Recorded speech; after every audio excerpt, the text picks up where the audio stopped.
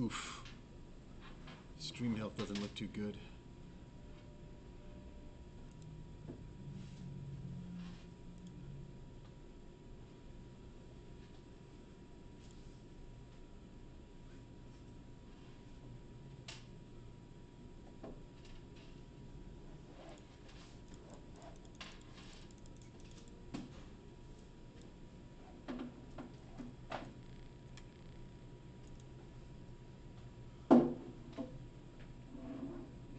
Improves things a little bit.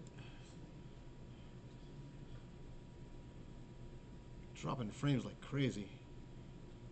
Dropping what? Dropping frames like crazy.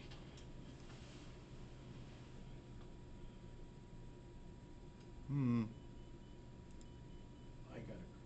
got a stronger connection downtown than you do. I know. I got full 5 bars at downtown. I know. Because the mayor's just one floor down. Yep.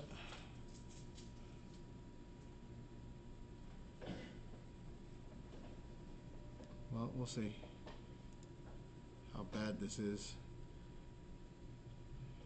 Anyway, okay, well, it's gotten better, a little bit better. Welcome to the January meeting, everyone.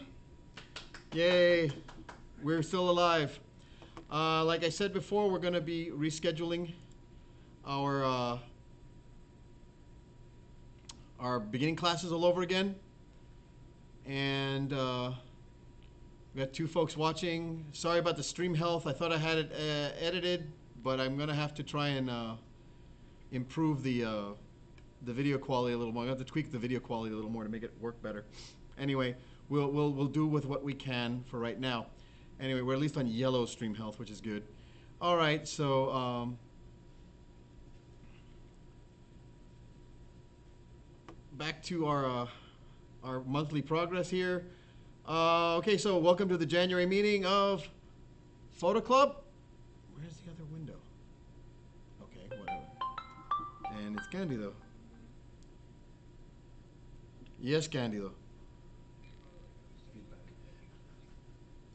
It's on my channel. It should be. It's running right now. And you're being put onto it right now. Thanks for calling during the show.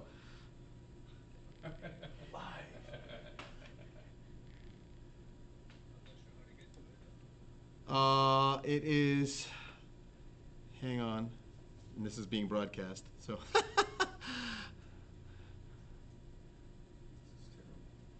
on. What the hell is the?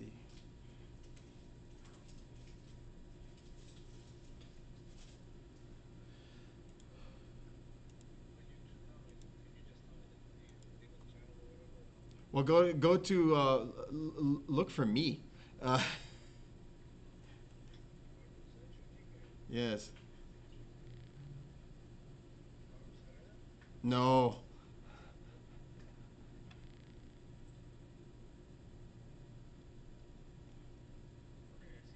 There we go. Okay. Can't promise it's going to be super fast, but we're working on it, you know?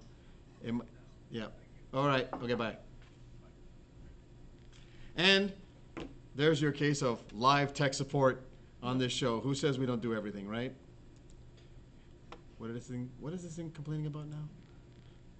Video output low, of course, yes. So YouTube is not receiving enough video to maintain smooth streaming and such video buffering. Yes, I understand. Okay, this is our amazing network here. Okay, so. And they keep dropping me. Yeah, and it keeps on dropping frames because it's going to. No, the log. You know, I log into the Wi-Fi. Yeah. 32 minute later, it just drops me. Okay, so. Hang on.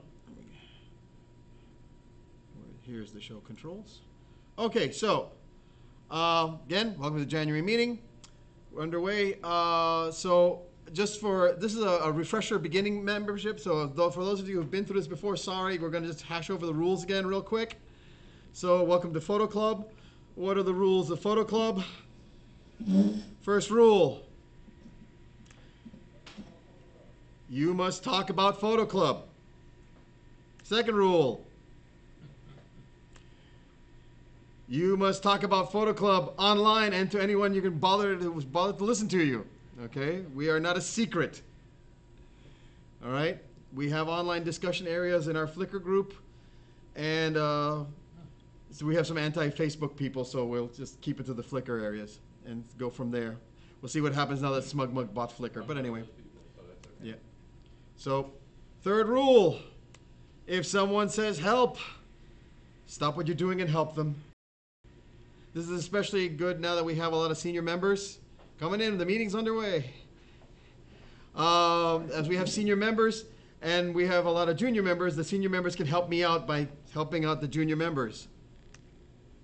Rule number 4, gotta be a member of Photo Club to participate in the challenges. The challenges are the number one way you're gonna learn stuff in this club. And it is not just something we do for fun. This is actually the main crux of the lessons I give. Because I can talk to you about theory all day long, but unless you actually do it, you'll never learn what's going on. 5th rule, please try to do one challenge at a time and keep up with the challenges. Don't like save up 5 challenges and then dump them all at the same time. Believe me, I've had people do that. Sounds like something I would do. 6th rule. Yeah, he's looking right at me. This is an important one. No nudity or risque images. Damn, that's true. Only post things you want others to see. How do you get that ladybug to put on a bikini? I've had incidents of this in this club. Oh, you have? Did they? Oh, geez. I will mention it Well, I offline. apologize. Come on. I will mention it offline. I won't say. I'm enough of a gentleman not to say. 7th rule. The challenges will go on for 1 month, usually. Life happens, I get it. All right? And please try and get your submissions in by the Monday before the following meeting. Okay? We're on the 3rd Wednesday of the month, usually, unless extraordinary things happen, like last week, Gary Stone died. Kind of bummed me out. Couldn't think about putting the lesson together. Yeah, That kind of threw a lot of cold water on things. So, anyway, I get it. Life happens. But, you know, it helps if you get them in on Monday because that way I can start looking at them ahead of time. 8th rule. Is this your first night at Photo Club? You have to introduce yourself. Everyone here is from before, so you're exempt.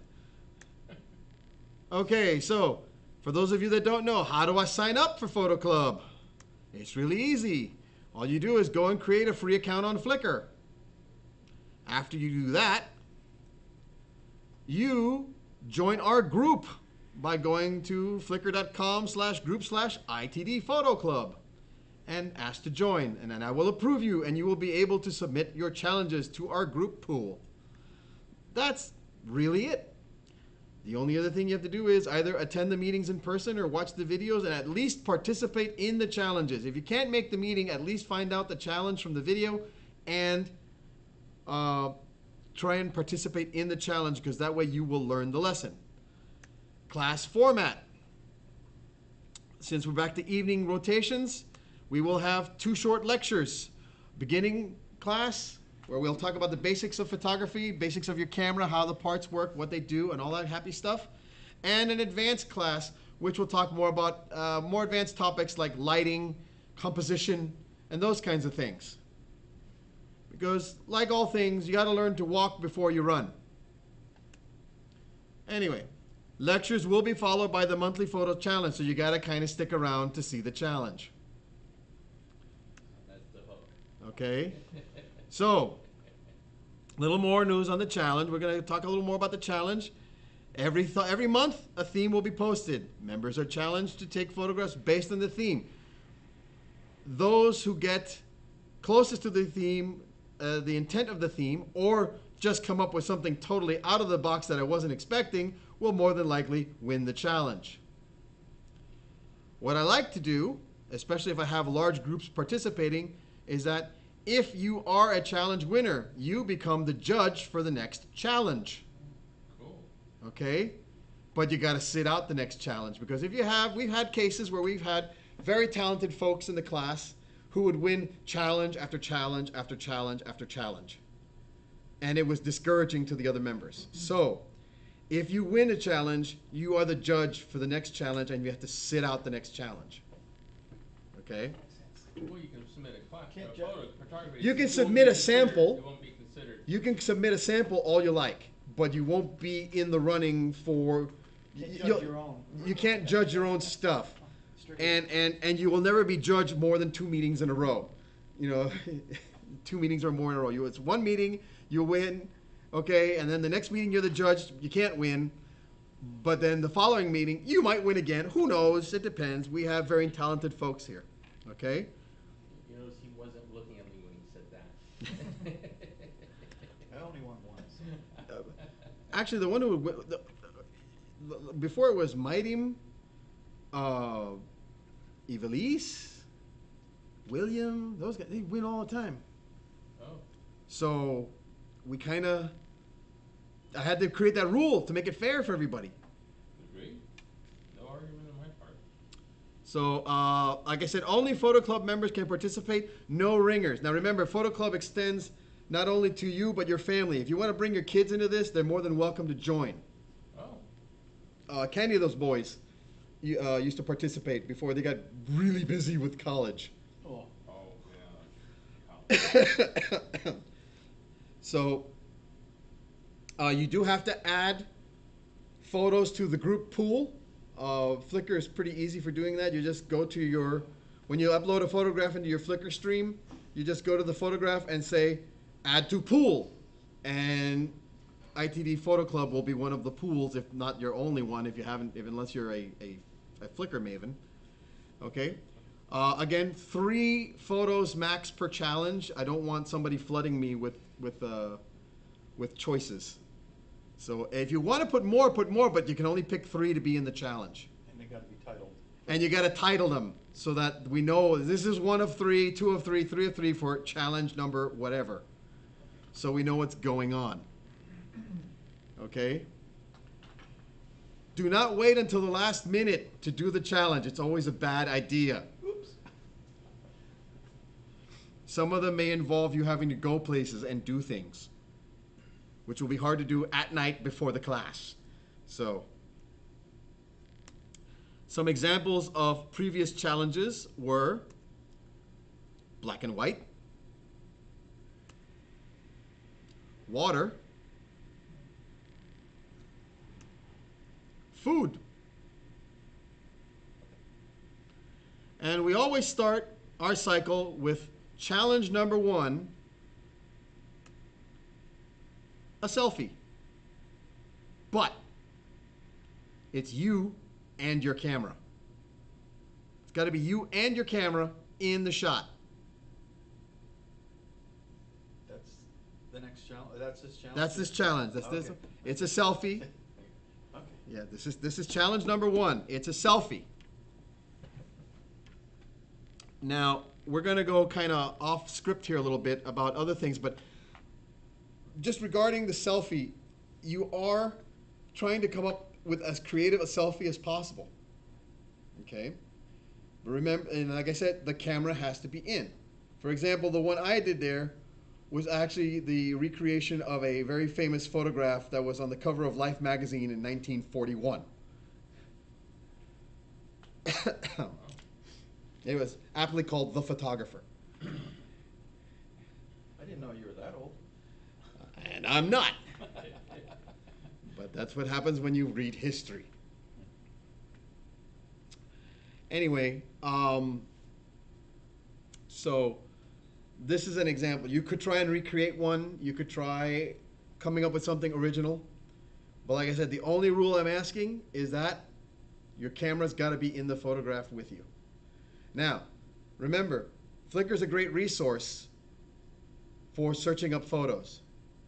And if your kids are doing it, please make sure you turn on Safe Search. Because if they go on your account to do it, it'll ask you your age. And, you know, if you're above 18, Safe Search is turned off. Okay. And there's a lot more to it than you might imagine because there are things that are considered art, which you may not consider art. I know there's a lot of art that my wife does not consider to be art. She considers it to be smut. Especially for a 14-year-old kid. You know? Especially for the younger ones. Believe me, I know. I used to teach this to middle schoolers, and in one year I had a first grader in my class. The little bum was born with the eye. Literally, you know, what takes the rest of us 10,000 hours to develop, he was born with it. He could compose photographs like nobody's business. He would just let the camera do all the work. But his eye for composition was by far the best of any of my child students. And I taught for 3 years. Wow. So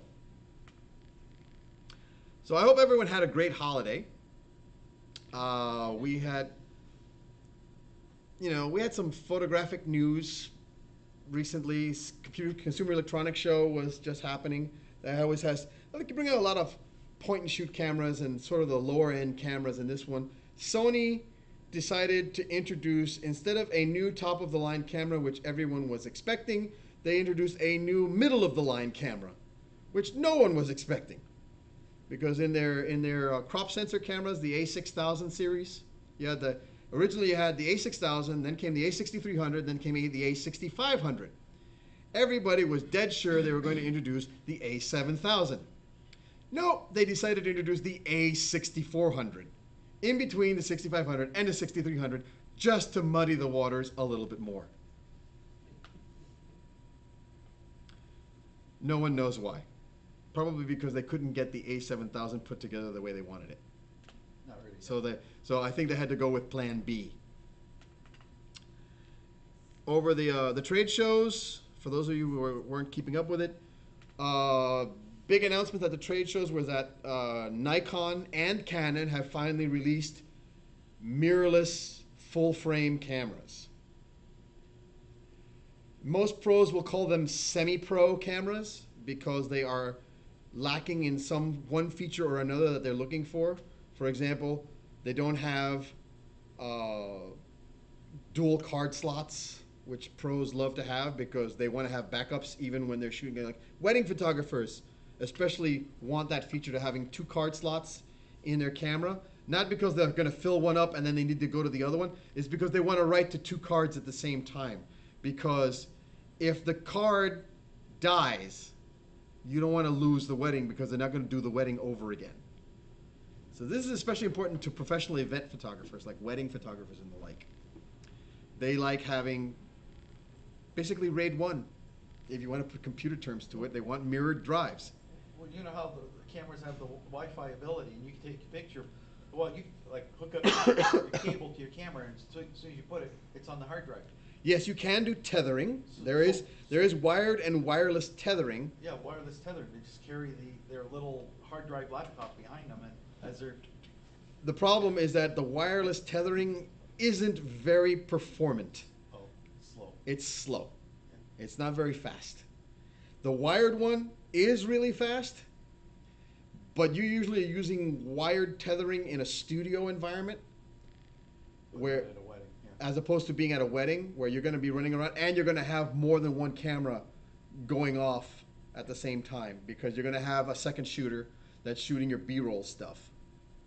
And that's if you're not also shooting video at the same time, because now everyone wants their photographers to be the videographers too. But doesn't your camera shoot video? And it's like my answer is it does. I don't. It's like, yeah. I gotta learn to say that. Yeah. So it's one of those things. A recent experience at my house. Boris knows this story already. So, like all things, for the photographs and all the digital files in your life are taking up space on your hard drive. God, I hope you're making backups. You better be making backups of all these important files because one day your drive will spontaneously die on you. And if you don't have a current backup, you're going to be out a lot of money. Because if you want to use a drive recovery service, you will spend more than you think impossible. You will spend enough to buy yourself 20 drives. Case in point, my wife's hard drive on her computer, her data drive, failed. And while her photographs were backed up, because I set up so that her photographs would be backed up, I left it to her to back up the other important documents like, the financials, that kind of stuff. And unfortunately, my wife had developed the habit, and a lot of people do this, of storing everything on the desktop. Just folders and folders of stuff on the desktop. But how often do you back up the desktop? You don't.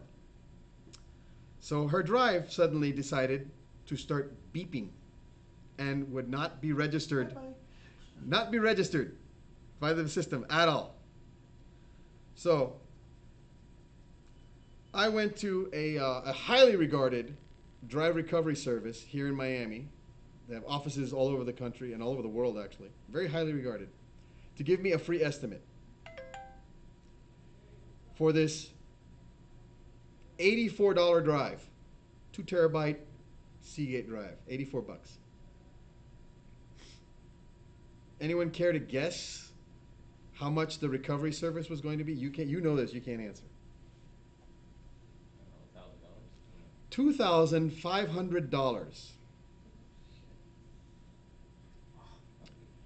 $2,500. Sounds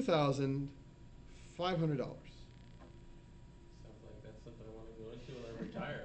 Man. Now, I'm a member also of the Professional Photographers Association, and they actually have indemnity insurance that covers this sort of thing, but it's limited to the photographs of a recent shoot, nothing older than a year, which I would have paid a $200 deductible. But we're more worried about the financials and all the other stuff that my wife has on there, which is personal, and they don't care. So the cheapest solution I have found for this, the cheapest solution is make backups. Really, it's worth it. Learn to make it. You can make simple. Set it on a calendar once a month and go for it. Not even once a month. You can get free software that will do this for you automatically. Okay? I didn't tell you the story. I had that done. I stopped doing that. Yeah. Anyway, the cheapest solution I have found to try and recover this hard drive is from Seagate itself. Seagate has their own data recovery services, and they charge a flat fee of $700. Yes, it's a lot better than $2,500, but not as good as the $200 deductible on the other one. So, one other thing you need to check also is if your homeowner's insurance or your business insurance, if you have any, covers data loss. Check your policies. Some of them do. Some of them are more, and I'm not saying this as a brand name, I'm just saying this as an adjective. Progressive ones, that's not a brand name, it's an adjective. I'm not talking about flow. Okay? Do cover data loss. They have a data loss rider where you will pay a deductible and get your hard drives recovered. The other thing also is do not count on this working. This is why you want to do backups.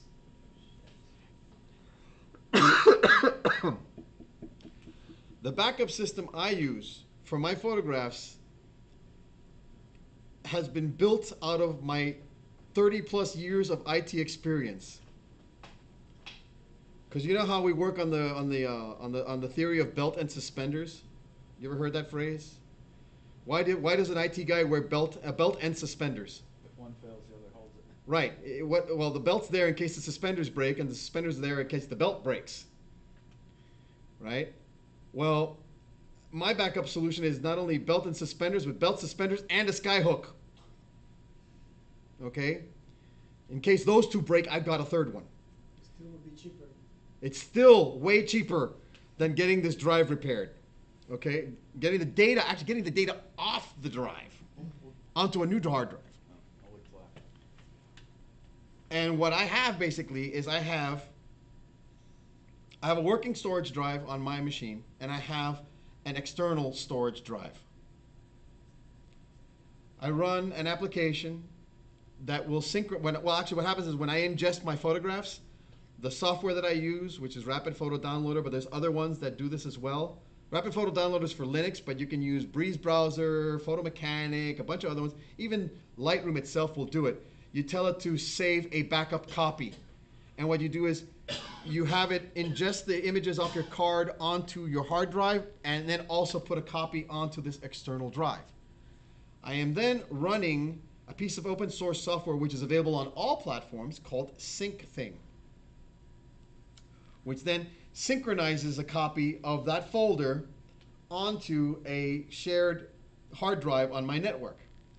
I have the same thing on my wife's hard drive for her photographs. Those are all consolidated on this one thing, but not only are they consolidated on this one major drive, whenever my wife makes an update, it gets consolidated up there and a copy is put onto my external drive. So I literally have 3 copies of all the photographs in my home network. Then that network attached storage drive is running another application called Duplicati, which allows me to do cloud backups out to the Backblaze B2 Amazon class storage facility. They're the cheapest one I have found if you want to do online data storage.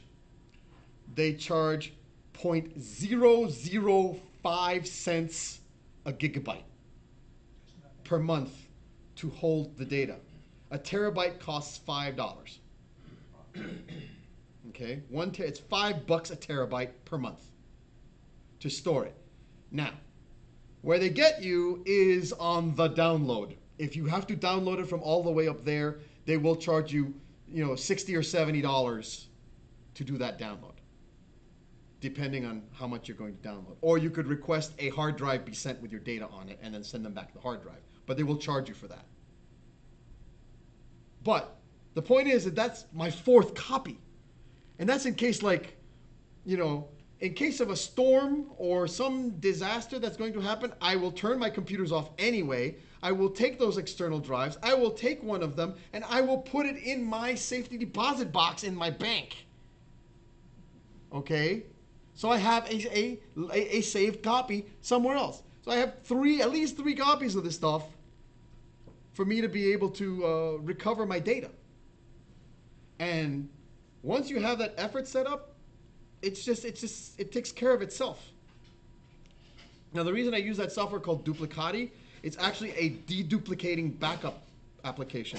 So it actually goes through and finds if there are any duplicate files and will remove the duplicates from the backups, but keep links to where. So when you restore it, it will actually pull the original file and put it into the duplicate location when you recover it. You know what I'm saying? Let's say you have this picture, and this picture's in 3 or 4 different folders. If it notices that the checksum of all those pictures is exactly the same, it's not basing it on date or whatever, it actually performs a checksum calculation on the bits in that file. And if that number is exactly the same in all 4 files, it'll take 3 of them and not upload them, but will upload the main one and then put links in the other 3 places back to that file so that when it recovers them, it will then put that file in all 4 places. But it saves you space up where you're paying for the storage. This is how I keep my costs down. And right now I pay around $15 a month. I have about 3 terabytes of photos up there. Anyway, so that's a hard lesson to learn, an expensive lesson to learn. And it's something you really, really, really need to think about. Because if you don't do it, you will regret it. Other bits of fun. We have a photo opportunity this weekend. The Wynwood Life Street Festival is this weekend.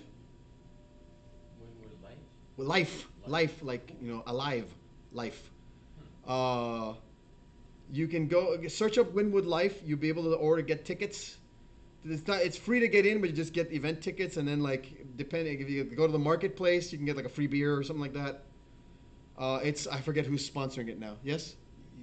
When you said about the event this weekend, 26. Yeah. Up in Jupiter, Yeah. the 181st anniversary of the Battle of Lokahatchee. Really? Civil War reenactment.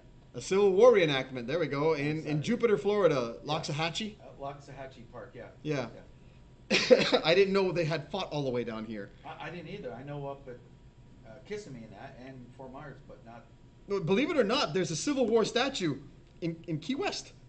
Well, they could have sent boys. You know, they would have. No, they did because I don't know Oh, why there's a naval Civil War base there, statue. too, yeah. Yeah, But because the remember, naval- was it the Dry Tortugas used to be a prison. Oh, yeah. That was a federal prison, Oh. and not for Jack Sparrow. It's like that would have been a horrible prison for him, considering that it would be dry. That's right. Yeah, especially that. It's the- But he always seems to find whiskey. That's he something. manages to drink. He manages to whip up some whiskey somehow. I don't know how, but He always knows where it's buried. But anyways, another photo op if you're going. yeah. I'll try to keep you up to date on these. Yeah. There's Yeah. a whole bunch of them coming up this month. We have a lot happening. Renfest will be starting very shortly. The Renaissance Festival, Oh. which will run. It starts next month, usually on President's Day weekend, I think, and it will run for 7 weekends. And every weekend has a different theme. They'll have a pirate one. They'll have a Celtic one. Usually the last one's the Celtic one because it's in or around St. Patrick's Day. They have one for time travelers and steampunk. They have another one for Vikings. Who's they? The Florida Renaissance Festival Yeah. up in Quiet Waters Park. Yeah. Yeah. It's in Deerfield. If you take the Sawgrass Expressway, get on the I-75, get on the Sawgrass, and take the Sawgrass all the way to the end. Of the turnpike. No, the Sawgrass. Yeah. Which takes you to the border of Boca. Yeah. Okay? Right where it dies, the street Yeah. light, right there on your left-hand side is Quiet Waters Park. Okay? Quiet. Quiet Waters Park On the north side, yeah. on the north side. There's Yes. actually an eagle's nest up there, too. Yeah, the Florida Renaissance Festival. Quite the show, full of lots and lots of people in costume that want to be photographed. And they have their own photography contest if you want to enter. Oh, that's right, yeah. They have live jousting matches. They have a living chess match, which is always fun to watch. To watch, yeah. You have entertainers. You have people in costumes running around. There is alcohol to be consumed. There is food to be eaten. There is all kinds of stuff. There is one weekend that is the Winsome Wenches and Bodacious Bodices weekend. That's kind of not kid friendly. Just warning you. If you want to take the kids, everyone except that one. Well, my kid is 32. Your kid is fine. My kids are fine too. My youngest is 18, so I'm good. He's a big boy now.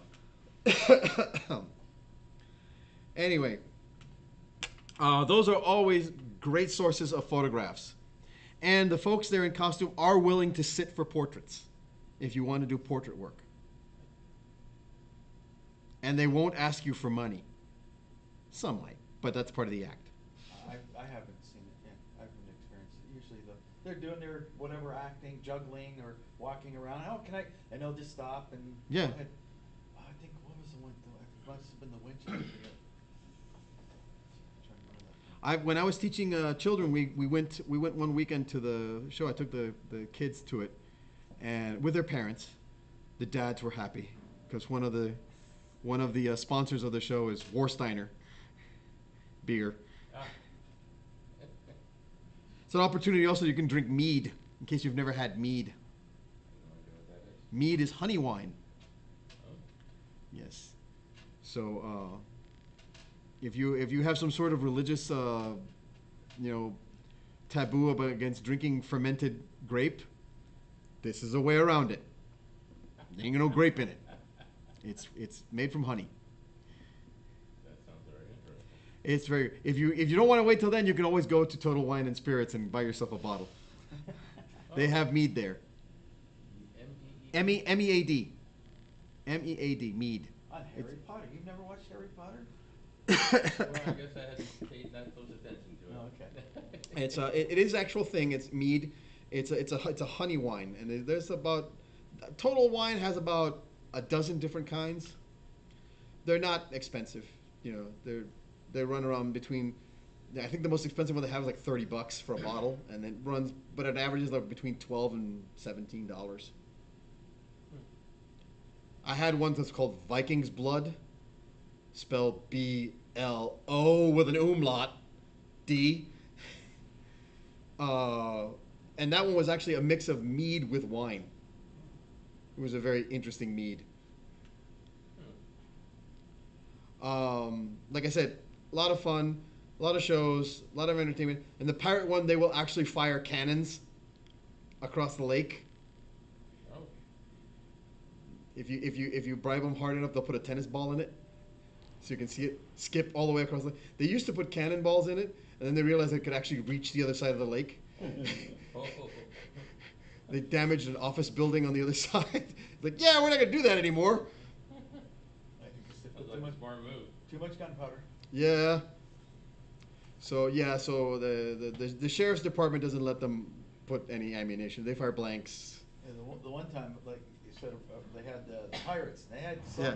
and it wasn't Jack Sparrow, but they had some guy who really made himself. Yeah. Oh no. The costumes there are Oh, yeah. amazing. You do not understand how good their costumes. This is not okay. This requires that I want to show you guys something, but I have to go. Hang on. Oops. I have to add another source here. Before I do that, let me go to.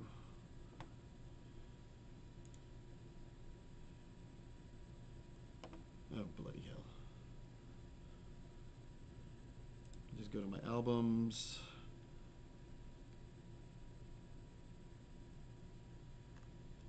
Here we go. Let me get a Renfest going here.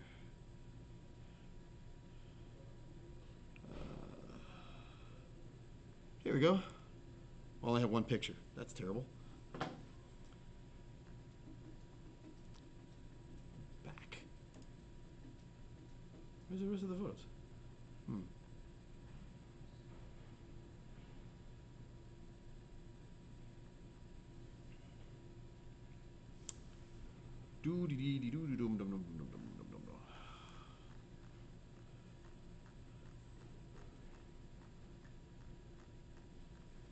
Hey, Paul.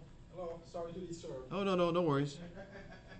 Oh, by the way, one thing that happened over the holidays that was pretty good was at Fairchild, they had a show called The Night Garden, which was a rather interesting display. Let me go and just make one quick modification here and change this to Let me ask you a be. quick question. Yes, sir. And that might be a dumb question. Yes, never. I'm new on this. There's no such thing as a dumb No, question. No. How sharp? I have a Nikon D750, Yes. and it has the kit lens 24 to 105 f4. Uh huh. I have a hard time getting a sharp photo with that. The 25 to 104 f4. Yes.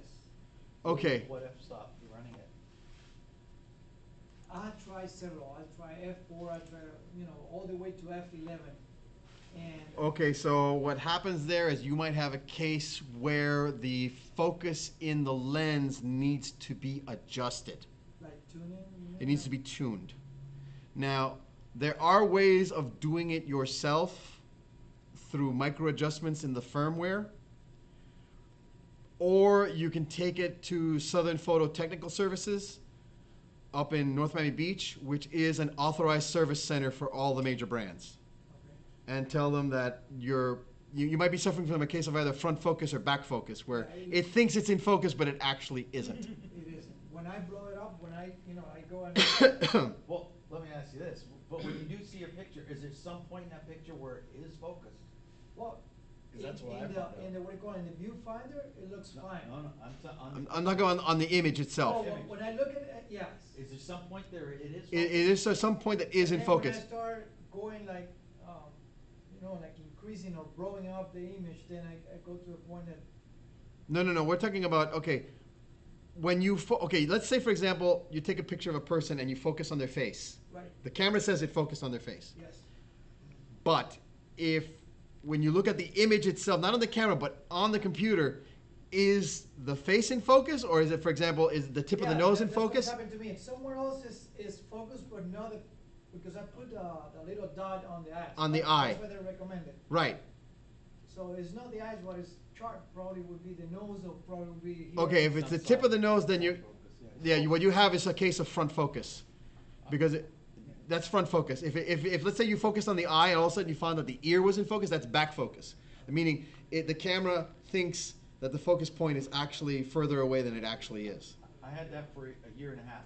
I kept focusing. I came to a point where I would focus, and then I would move forward like 6 inches, because now I was telling the camera, oh, you're closer now, because it was focusing short.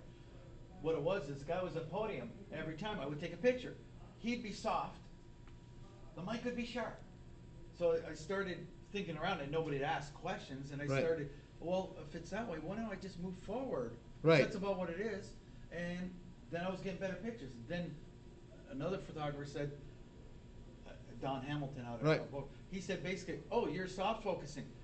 I sent it in a Canon, cost me a few dollars, and they corrected the camera. Yeah, and they'll correct it, because they have devices for calibrating the lens. So what needs to be calibrated is not the camera, it's the lens. It's the lens. Yeah, for mine it was the camera. Oh, really? Yeah, because he put his 600 millimeter lens on it, Uh-huh. the $10,000 one, Yeah. and he would take And it did the same thing. and it did the same thing. So it Okay, was, yeah. so the trick for you without having a $10,000 lens is is that the only lens you have? That's the only one, but I can rent one. What is it, a Nikon? It's a Nikon. I have a lens you can borrow Okay. that you can try it out on. I mean, it's another kit lens. It's an 18 to 200 kit lens, but you can try that one out and see if the pictures come out sharp.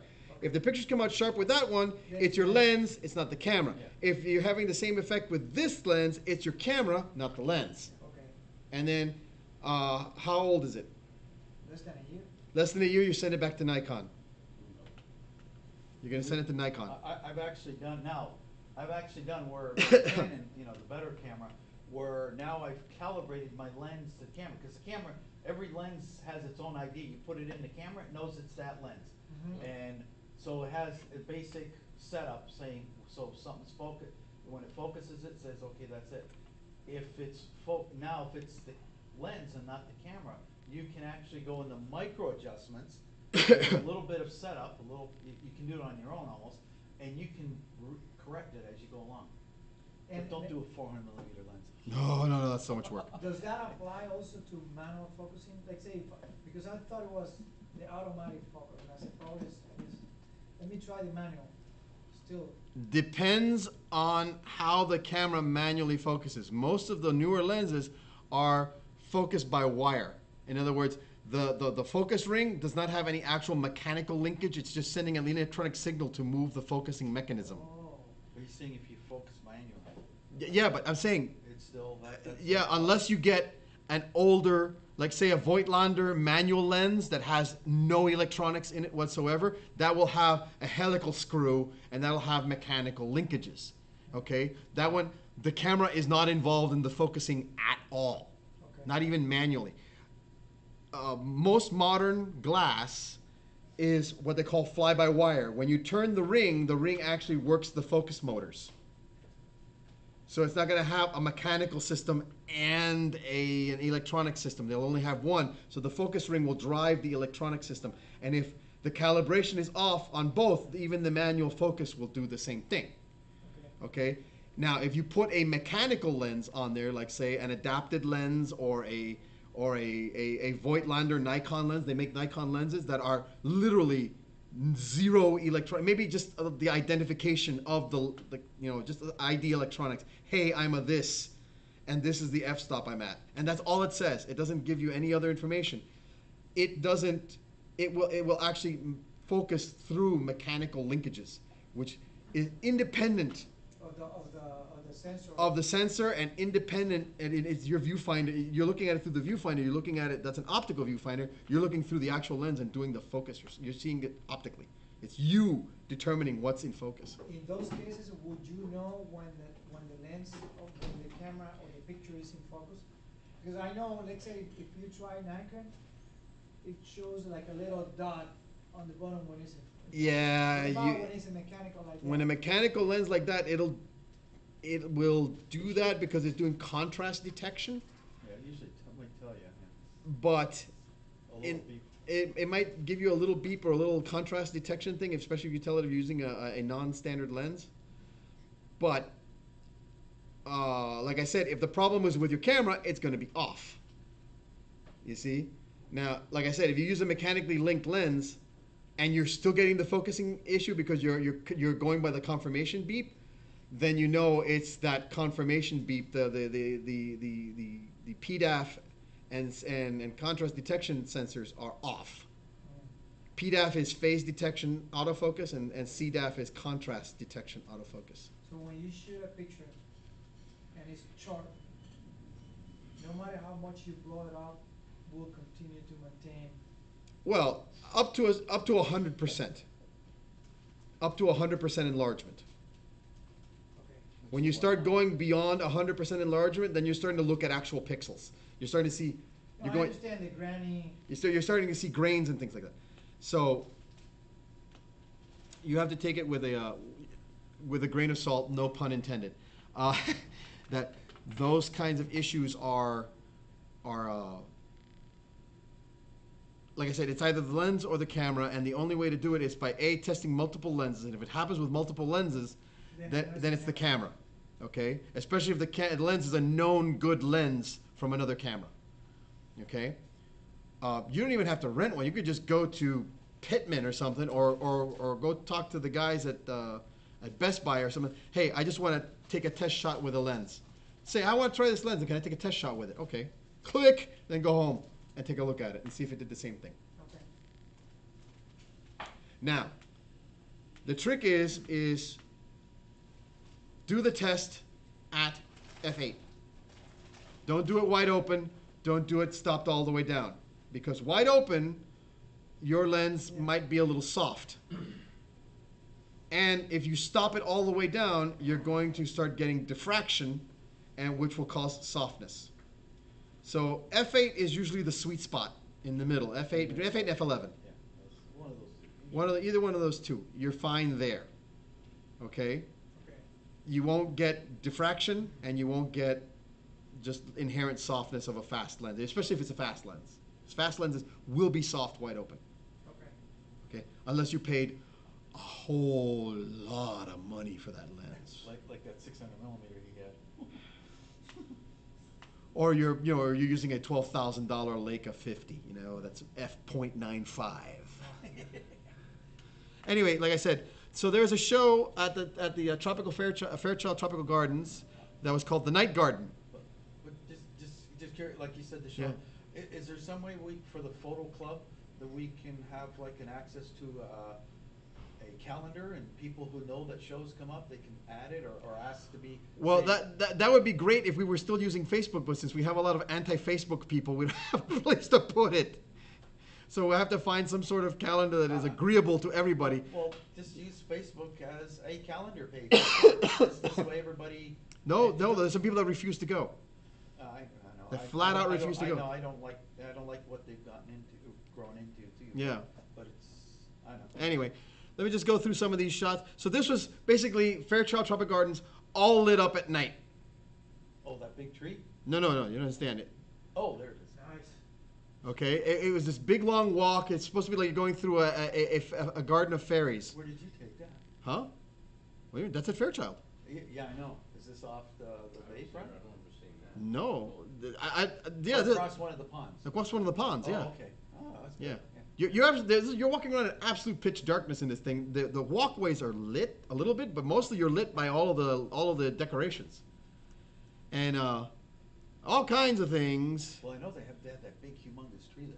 Yeah. Banana tree or whatever. Yeah, the banyan tree. Yeah. Banyan tree. So, and it was a gorgeous show. I mean, And all it is just you people walking around and, you know, stopping and getting drinks and just entertaining themselves. And then, like, for the kids, they had this thing where they had these areas where you would see fairies projected. 6 fairies. Yeah. 6 fairies, and you had to figure out their message and all that stuff. So it gave small children something to do.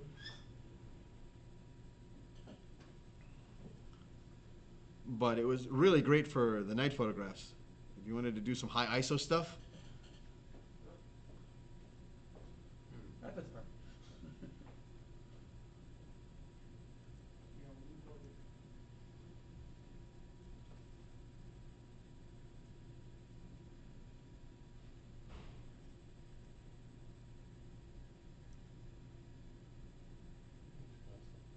Hmm? Interesting. I wasn't very impressed with it, but I guess if I had taken my camera and looked at it a different way, Yes. I probably would have been. With I your walked camera. out there going, yes, so. Yeah, but but had you taken your camera, you would have gotten a lot of really interesting photographs. I'll be taking it next year. The trick to do is also get the Groupon for it, so it doesn't cost you as much. Oh, I didn't know that Groupon. They had a Groupon for it. It was $22 Cool. as opposed to 28.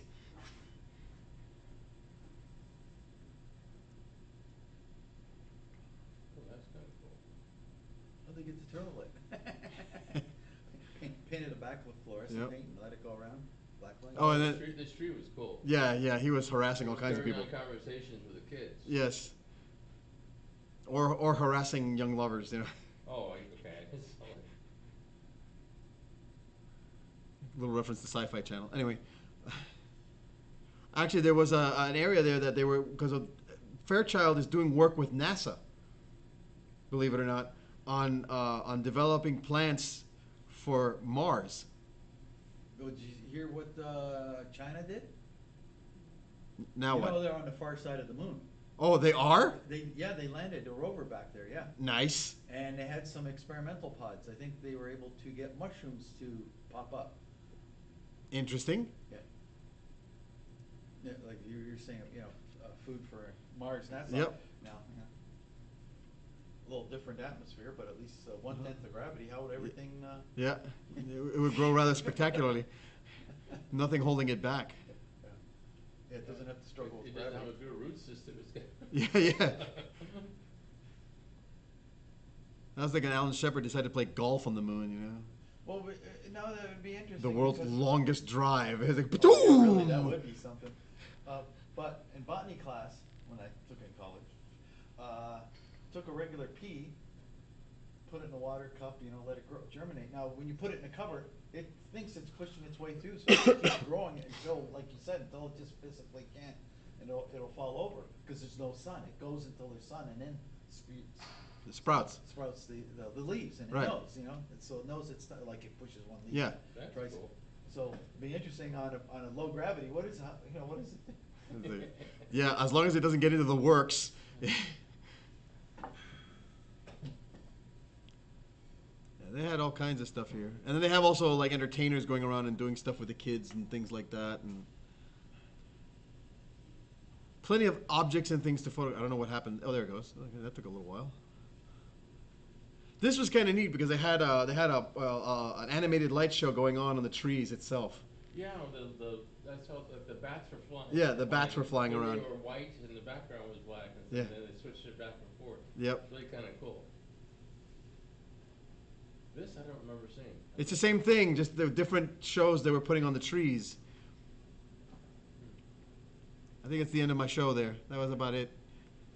Very cool. But anyway, yeah, so that was an interesting show to take in over the holidays, the Night Garden. It actually, I think, ran until this past weekend. Yeah, it was a while. It was there for quite a while. Like, No, because I think there was a couple of weekends ago, we drove by and there's a shitload of cars coming out. Yeah. And we took a look and nothing was happening. In fact, it said they were closed. yep. The internet said they were closed. So we're assuming they had some private party going on there. Could be. Which had a whole lot of people. Mm. It was the cops were there and everything. Yep. Controlling Anyway, traffic. so that's about it for this month's meeting. Next month's meeting will be at the usual bat time and the usual bat channel on the third Wednesday of the month. If you have an opportunity to take in the probably going to be, I have to see when February starts, but it's probably going to be after the first weekend of the Ren Fest. Because President's Day weekend is like second weekend in February. Huh? President's Day weekend? Yeah, President's Day weekend. No, it's 18th. The 18th? Yeah. Oh, so we're going to, Which would be the first, second, third weekend. yeah. So we'll be having our meeting before the Renaissance Festival starts. 20th. On the 20th? Yeah, I think that's what I got on my calendar. Yeah, on the 20th, and so it'll be after the beginning of the Ren Fest. Anyway, so that's it for this month. See you guys next month, and we'll have a better show of it. It's short for